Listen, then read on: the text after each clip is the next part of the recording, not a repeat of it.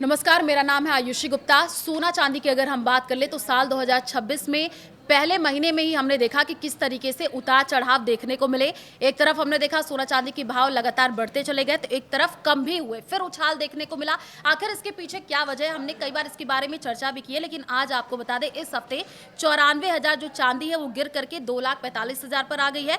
वहीं सोना 14,000 लुढ़क करके 1,52,000 पर आ गया है। क्या रीजन है, क्या उसके बारे में हम चर्चा करेंगे। हमारे साथ यहाँ पर मौजूद है ज्योतिषाचार्य प्रतीक जी, आपका बहुत बहुत स्वागत है। प्रतीक जी, आपने भी देखा होगा सोना चांदी किस तरीके से उतार चढ़ाव इसमें देखने को मिले हैं। अब लोगों में आपने देखा होगा कि किस तरीके से खरीदारी को लेकर के बहुत ज्यादा लोग पहुंचते चले गए, खरीदते चले गए, फिर कम हुआ तो लोग अब ये सोच रहे हैं कि भाई कम हो गया, अब क्या करें। वजह क्या है? सूर्य क्या होता है?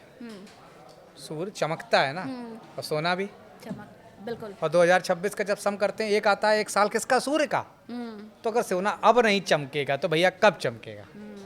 सोना निश्चित तौर पर सोने की चमक बिखरेगी बिखरेगी, क्योंकि सूर्य का साल है, सूर्य की चमक बिखरती बिखरती है। हाँ। तो इसलिए अब आपको बहुत क्लियर बता दें, सिर्फ सोना नहीं, मैंने बहुत 2025 के अंत में ही कहा था कॉपर खरीद लीजिए। हाँ। और जिन जिन ने खरीदा है सब आज मुझे मैसेजेस आते हैं, थैंक यू पंडित जी, क्योंकि कॉपर तो ऑलमोस्ट डबल रहा, स्टेबल भी है कंपैरेटिवली। तो सूर्य का की धातु क्या है? सूर्य की सबसे पहली धातु है तांबा, कॉपर। तो उसमें जबरदस्त उछाल और स्टेबिलिटी साल 2026 में देखी जाएगी।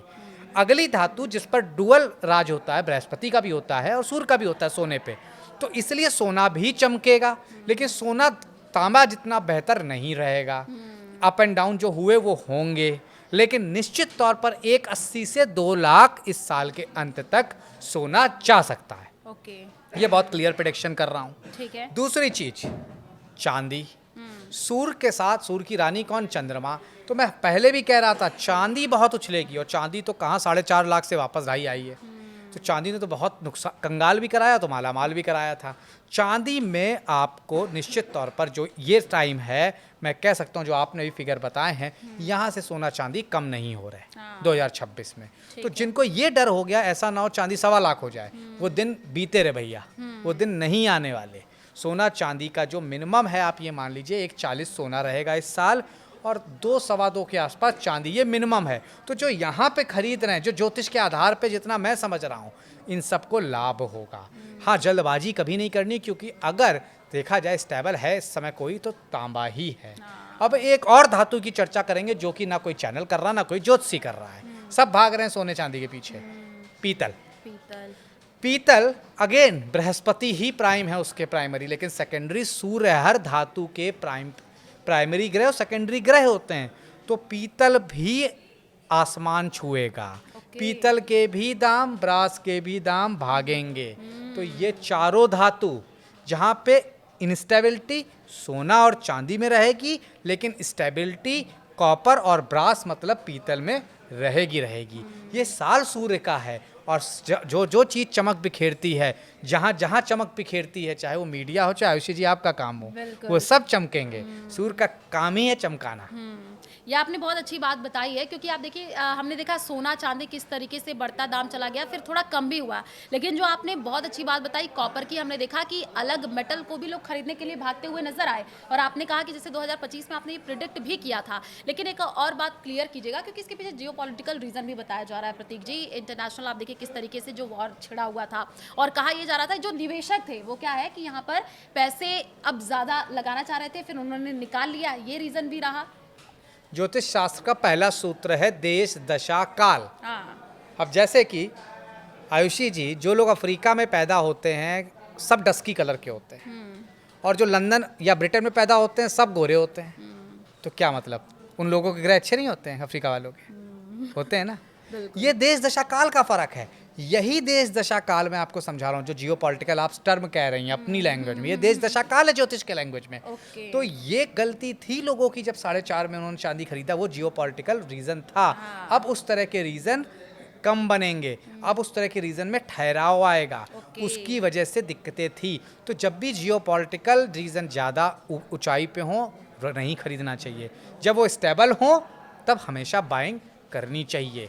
ये ज्योतिष शास्त्र सीधे सीधे देश दशा काल को देख के ही चलता है। तो जो अच्छा ज्योतिषी है आपका, वो उस समय कभी आपसे नहीं कहेगा जाओ 3 लाख पहुंच गई चांदी, 4 जाएगी खरीद लो, नहीं, वो कहेगा 2 में खरीदो, 4 जाएगी तो बेच देना। बिल्कुल, हाँ। तो ये एक अच्छे ज्योतिषी की पहचान है कि देश दशा काल को रीड करे, जिसे आप जियो पॉलिटिकल कह भी रहे हैं। मोमेंट बता रही हैं। हाँ, हमने क्योंकि सोना चांदी को लेकर कई पॉडकास्ट भी किए थे, एक्सपर्ट्स जो थे हमारे साथ जुड़े हुए, तो हमने कहा कि भाई मान लीजिए सोना चांदी इतना ज़्यादा महंगा होता जा रहा है, अब आम जनता इतना नहीं, अगर मान लीजिए कुछ ऐसे लोग वर्ग भी हैं जो एक साथ पैसा लगा के इतना भारी मात्रा में नहीं खरीद सकते हैं, क्योंकि आने वाले समय में मान लीजिए शादी है उनके घर पे, तो सेविंग करना चाहते हैं, तो उन्होंने एक बात बहुत अच्छी कही कि थोड़ा थोड़ा इन्वेस्टमेंट कीजिए। मान लीजिए आपके पास 1 लाख रुपए है, तो आप 40,000, 20,000, 30,000 छोटे टर्म्स में कीजिए। तो बिल्कुल क्या ये ठीक सही बात है, बिल्कुल ठीक बात है। छोटे छोटे टर्म में जितना आप करेंगे उतने बड़े बड़े लाभ लेके आएगा वो। और वैसे भी इस समय मार्केट अब वापस स्टेबल होगी, ये टाइम सही है सोना चांदी कॉपर किसी भी चीज़ का। और जो लोग बड़ा नहीं कर सकते हैं, छोटे छोटे टर्म में खरीद लेना चाहिए। लेकिन एक चीज़ मैं आपसे कहना चाहूँगा, महिलाएं सोना खरीदती हैं, उन्हें पसंद है, अच्छी बात है। और हर घर में आजकल यही चर्चा हो रही है। इवन मेरी मम्मी भी फोन करती है, बताओ सोना चांदी कम हुआ है, उनका यही सवाल रहता आयुषी, है। लेकिन बात समझिए, आयुषी आपकी मम्मी आपकी दादी इसलिए खरीदती थी, कहती थी जब बिटिया की शादी होगी तो पैसा कहाँ से लाएंगे। हाँ। बैंक होते नहीं थे, एफडियां होती नहीं थी, म्यूचुअल फंड होते नहीं थे, शेयर्स होते नहीं थे, राइट। और ये बॉन्ड्स होते नहीं थे। तो इसलिए एक जैसा सोना खरीद लो, 200 रुपए खरीदा है, अब 2000 देखा हो गया। और आपकी दादी बड़ी खुश होती है, देखा बेटा बिटिया की पूरी शादी हमने अकेले कर दी। सही बात। अब जब आपके पास नंबर ऑफ अदर इन्वेस्टमेंट हैं, हाँ। तो सिर्फ बैंक लॉकर का पैसा देना बहुत अक्लमंदी नहीं है। मैं बिल्कुल समर्थक हूँ, सोना खरीदिए, आप भी खरीदिए, लेकिन उतना ही जितनी ज़रूरत हो।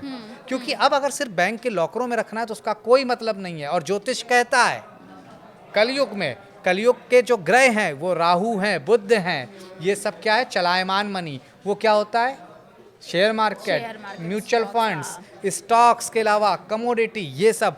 ये क्या था, फिक्स असेट। ये किसको रिप्रेजेंट करता था, बृहस्पति को। अब जब जमाना ही उनका है तो जमाने के साथ चलिए। बिल्कुल, क्योंकि देखिए सोना चांदी को लेकर के हमने देखा जिस तरीके से भाव में उतार चढ़ाव देखने को मिले, प्रतीक जी, लोग थोड़ा सा पैनिक भी होने लग गए थे। लोगों को लग रहा था अभी खरीद लेते हैं, बाद में इतना महंगा होगा तो कैसे खरीदेंगे। लेकिन आपने जो बताया कि आजकल बहुत सारी चीज़ें हैं, वो समझना भी चाहिए लोगों को कि किस तरीके से आप इन्वेस्टमेंट कर सकते हैं। ज़रूरी नहीं है कि आप सोना चांदी पर ही इन्वेस्टमेंट भेड़ चाल हिंदुस्तान भागता है, हमें लगता है वो भेड़ चाल छोड़ देनी चाहिए। ये आपने बहुत और अच्छी खरीदना बात कही। बिल्कुल चाहिए, जितनी आवश्यकता है उससे ज़्यादा खरीदना चाहिए, थोड़ा सा। लेकिन मैं देख रहा हूँ पागलपन है, आवश्यकता नहीं है लेकिन लॉकर भरना है, खरीदना है। लोग एक दूसरे को देख करके, एक दूसरे को देख के, और एक लॉकर के बाद दूसरे लॉकर अप्लाई कर रहे होते हैं। अरे आप सोचिए, क्या पहन पा रहे हैं उसका, उस चीज़ का मूल्य ही क्या।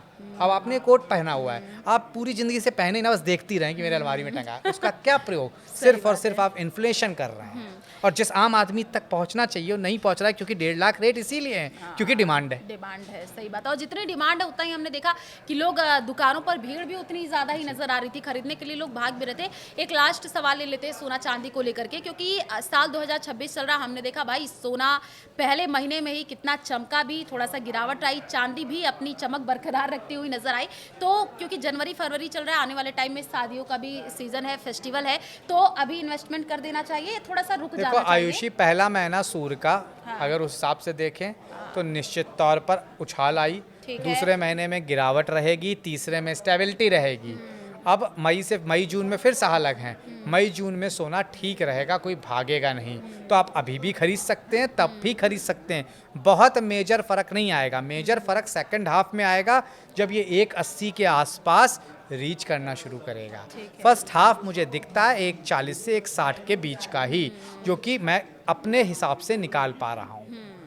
तो देखिए सोना चांदी के भाव हमने आपको बताया भी, फिगर भी किस तरीके से कम भी हुए, बढ़े भी, लेकिन पैनिक होने की ज़रूरत नहीं है। सोना चांदी अगर आपके पास है पैसे तो आप इन्वेस्टमेंट कीजिए, कोई दो राय नहीं है कि आप मत कीजिए, लेकिन हाँ थोड़ा सा संभल करके, क्योंकि ये साल 2026 उन्होंने बताया भी कि सूर्य का जो पहला महीना रहा और सोना इस वजह से चमकी भी, तो थोड़ा सा हमने इसको ज्योतिषी उस एंगल से भी देखा क्या रीज़न रहा। तो आप सोच समझ करके सोना चांदी पर इन्वेस्टमेंट कीजिए। हमारे इस खास पॉडकास्ट में बस इतना ही, हमें दीजिए इजाज़त, नमस्कार।